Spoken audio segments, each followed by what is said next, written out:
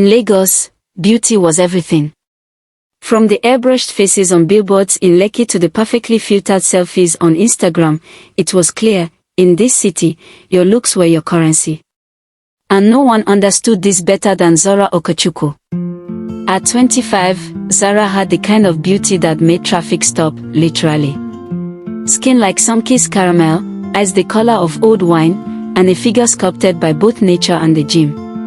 With over 400,000 Instagram followers, endorsement deals with luxury skincare brands, and a mystery billionaire boyfriend, she was living the Lagos dream. Zara knew the rules and played them well. Smile at the right events, flatter the right men, and never let anyone see you sweat. She wasn't just a model, she was a lifestyle. A walking, breathing, curated fantasy. Until the accident. It happened on a rainy Thursday night. She had just left an exclusive influencer event in Victoria Island, her champagne buzz fading as her driver maneuvered through the flooded roads.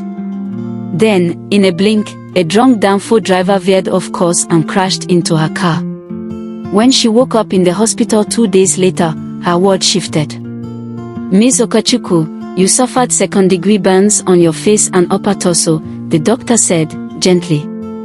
We managed to stabilize you, but there will be scarring. Scarring. The word echoed like a curse. Zara asked for a mirror. When they brought one, she screamed. Her once flawless face now bore a cruel reminder of the accident. Angry, puckered skin where her smooth cheek had been. A jagged scar tracing her jawline. Her left eyebrow, gone. Her lips swollen, no longer symmetrical. And just like that, the doors began to close. Brands pulled out of contracts.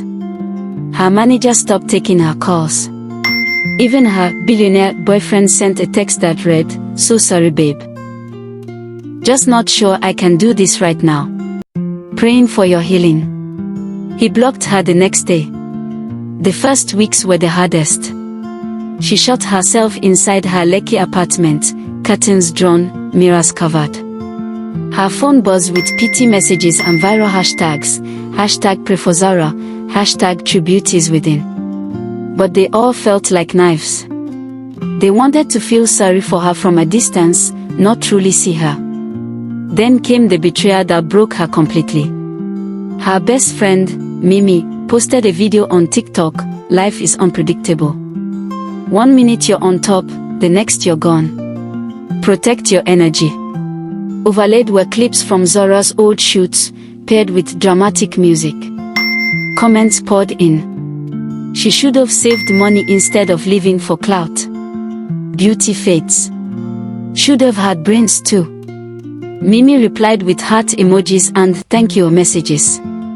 That night, Zara swallowed 6 sleeping pills. But life, stubborn as ever, refused to let her go.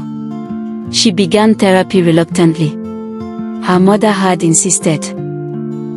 You think you're the first woman to suffer. You were born whole. You are still whole. It is your mind that must heal. At first, Zara said nothing during the sessions with Dr. Halima. But over time, the silence broke. She spoke of her childhood, growing up in a small town in Anambra where girls were praised for being obedient, not beautiful. She told stories of how, when she moved to Lagos at 19, a photographer had discovered her in a mall and said she had the kind of face that sells dreams.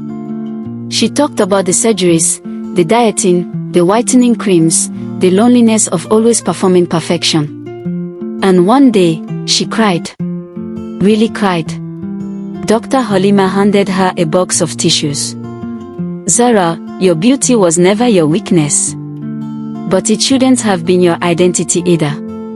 6 months passed.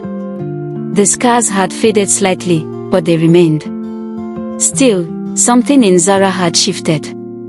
The woman who once feared being seen now started stepping out. At first in oversized sunglasses, then later, boldly barefaced. She went to markets without filters, rode Okadas, bought bully by the roadside.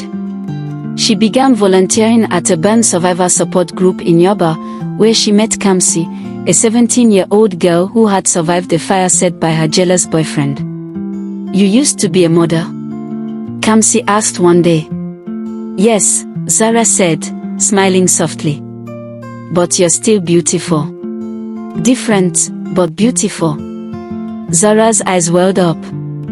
No brand endorsement had ever felt that pure. Eventually, she returned to Instagram. Not as an influencer. As herself. Her first post was a selfie, no makeup, the scar fully visible, her eyes clear. Caption: "Beauty brought me attention. Pain gave me purpose. I'm still here." The post went viral. Not the way her bikini photos once did, but in a deeper, more resonant way. Survivors messaged her. Strangers thanked her. Brands that had ghosted her tried crawling back. She ignored them. Instead, she launched Scarred, Not Silent, a non-profit dedicated to supporting young Nigerians recovering from burns and trauma. She organized events, collaborated with hospitals, and started workshops on self-worth and healing. During a TEDx Lagos talk, she stood before the crowd in a fitted Ankara dress, her hair in a natural puff, and said, "In Lagos, beauty is currency. But what happens when the currency crashes?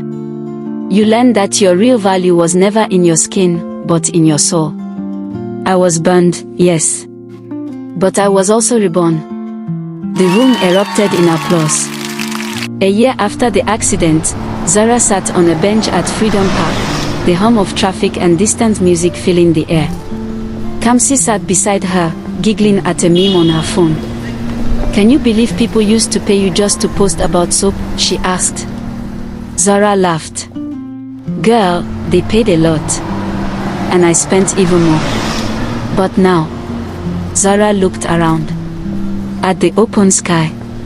At her own hands. At the faint but strong heartbeat within. "Now, I'm finally rich. Not in naira. Not in likes. But in something that wouldn't fade. Herself."